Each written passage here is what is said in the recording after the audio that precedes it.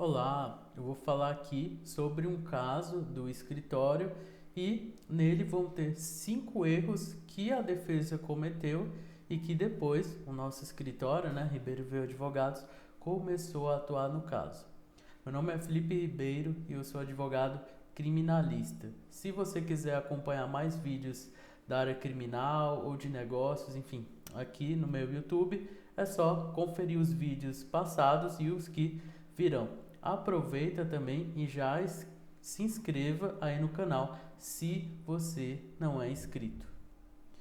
Hoje o caso que eu vou falar é justamente de uma atuação que foi feita por outro advogado. A gente costuma muito substituir advogados justamente porque eles não têm uma expertise na área criminal e às vezes, dependendo do caso, não tem uma expertise em violência doméstica ou em algum crime específico. Às vezes a pessoa sabe só lidar de forma geral e acaba tendo algumas consequências. Então eu vou falar aqui para vocês hoje sobre os 5 erros que foram cometidos e o que a gente teve que fazer depois para consertar.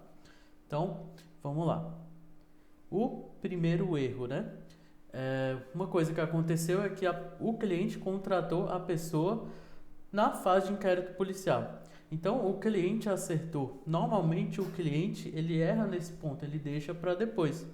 Mas ele contratou na fase de inquérito policial e não é uma fase muito fácil de se lidar. Não é só simplesmente esperar o processo virar uma ação penal, ou seja, um processo penal de fato. A pessoa tem que estar ali de forma combativa. E no caso daquele crime, que era um crime de violência doméstica, precisava-se de uma prova que fosse usada a favor da defesa.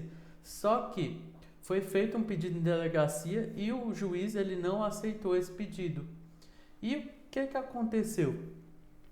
No caso, o delegado, não o juiz, o delegado não aceitou o pedido. Não é que ele não aceitou, ele nem chegou a analisar. No caso desses, ou a defesa vai lá e enche o saco todo dia, bate lá de manhã, de tarde, de noite, para ver se eles vão, no mínimo, falar algo. Se eles falarem algo negativo, tem algumas medidas que podem ser tomadas, por exemplo, mandado de segurança, enfim, para conseguir aquele meio de prova. E se por acaso, por meio da demora, alguma coisa assim foi prejudicado, isso ajuda a defesa. Mas nesse caso nada foi feito o pedido, mas o delegado não analisou e a defesa não foi combativa. Então o réu, ou seja, a defesa ficou sem essa prova no processo. Segunda coisa que aconteceu ali, tá? O processo ele seguiu sem essa prova essencial e para a defesa teve essa falta de ação ali no inquérito policial que acabou culminando, é claro, numa ação penal, que é de fato você tem um processo penal contra uma pessoa, ou seja, aí sim que a pessoa pode ser condenada. Então o delegado ele fez o relatório final e prosseguiu, tá? E o Ministério Público entendeu por denunciar. Então a pessoa foi denunciada, abriu o prazo que a gente chama de resposta à acusação e o processo seguiu, tá? Então uma falha aí também foi justamente de não ter nem antes nem depois buscado essa prova por meio de alguma ferramenta constitucional, mandado de segurança ou, sei lá, um habeas corpus, não se sabe qual estratégia tomaria, tá? Mas só estou aqui dando algumas sugestões e tudo, é claro que tudo analisado, mas porque não foi feito isso, teve o segundo erro que foi ir para como é que eu posso dizer, uma acusação que não se deu chance de não chegar a ser, ou seja, tem medidas que a gente toma que é para trancar essa ação penal ou para que nem ela ocorra e não foi tomado essa medida, tá? Aí vamos lá. Terceira coisa que aconteceu ali, tá? E que prejudicou também o cliente, que não foi uma preparação prévia para a audiência. Gente, muito importante que se tenha uma preparação prévia, ou seja, que tenha uma reunião entre o cliente e o advogado, tá? Isso até em casos que não são criminais, mas imagina um caso criminal que a pessoa pode ser presa, que a pessoa pode ser condenada, tem a ficha dela ali vamos assim dizer, ficar suja, né, para sempre, porque ela foi condenada. Então, você busca se sim uma absolvição ou até mesmo que não tenha processo.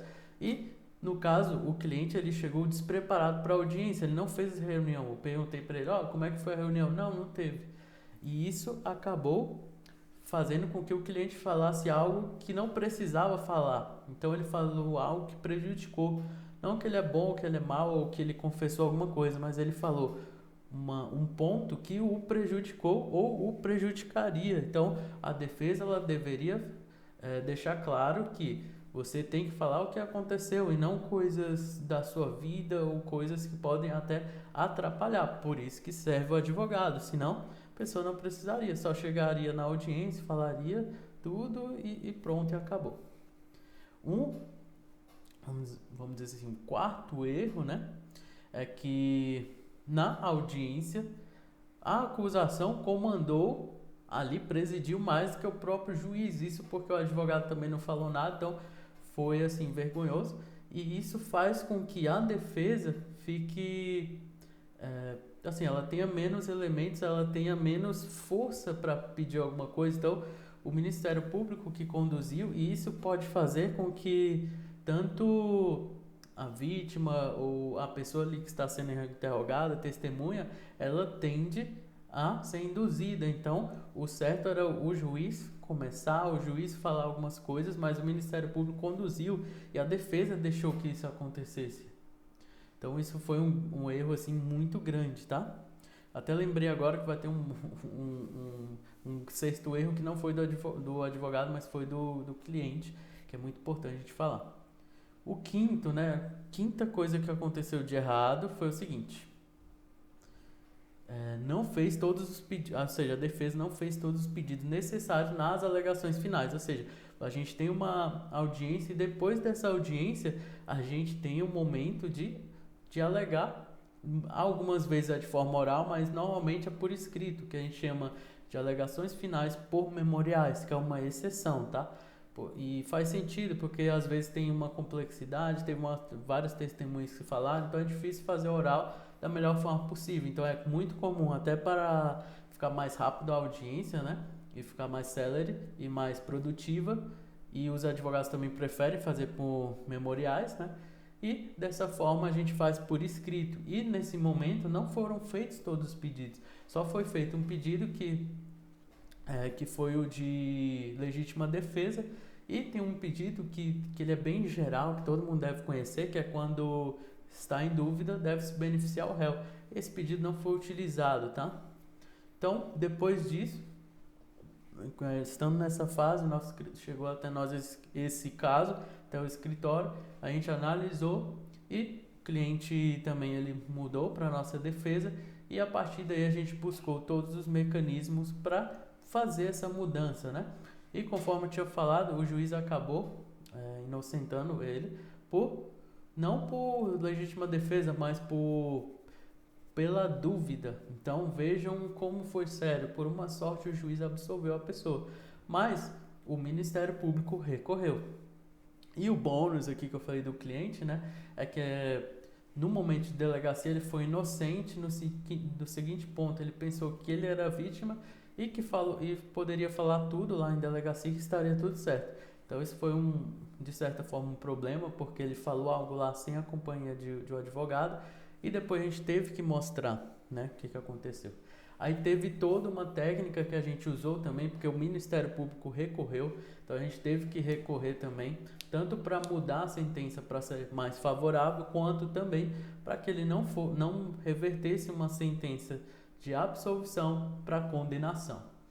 Essa parte eu falo em outro vídeo, quais foram as teses que a gente usou, qual o método que a gente usou, né, principalmente para a pessoa que estava acusando ele, que era a suposta vítima, que hoje já não é mais vítima, porque ele foi inocentado, de fato, tá? O processo, inclusive, hoje já transitou em julgado, então já terminou o processo e não foi anulado, foi inclusive absolvido mesmo, ou seja, inocentado 100%. Então depois eu falo disso, mas vocês têm que ver a importância do advogado e a importância de contratação desde o início, mas não é isso que resolve. Você precisa de um advogado combativo que vai fazer o que é necessário, né? Que não vai ter preguiça E muitas vezes, é claro, é muito importante se ater aos valores, tá? Porque de fato uma defesa bem feita ela não é um valor baixo. Então se você paga um valor abaixo, realmente o advogado ele não vai nem conseguir fazer tudo porque foi um valor abaixo. Então fica muito ligado, tá, na qualidade, porque a área criminal precisa-se muito de muita qualidade de tempo do advogado, de ir ali e vir, de uma tese bem feita, e isso tudo precisa de tempo. Então fica ligado, tá? E acompanha aí os nossos vídeos que eu vou dar mais dicas. E desse caso depois eu volto a falar quais as teses defensivas que a gente utilizou e falar também do que deu certo nesse caso e, é claro, né? Sempre vou recomendar o que seja feito para que as pessoas, caso aconteça alguma coisa, ela não seja prejudicada, ainda mais se a pessoa for inocente. Então é isso, até mais e fica ligado.